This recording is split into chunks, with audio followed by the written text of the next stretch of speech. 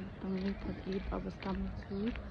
हिजो चाहिँ म 7 बजीसम्म काम गरेँ। यस्तो गरिरहेको छु कस्तो मलाई यो यस्तो दुखिरहेको छ नि।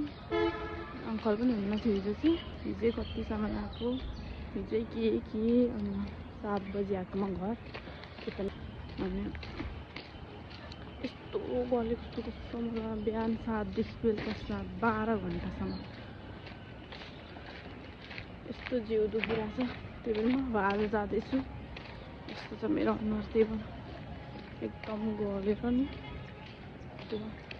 कामै गर्नु मन लाग्छ छोडिसक्यो कि हाम्रो ओह्रालो जाँदा पनि घर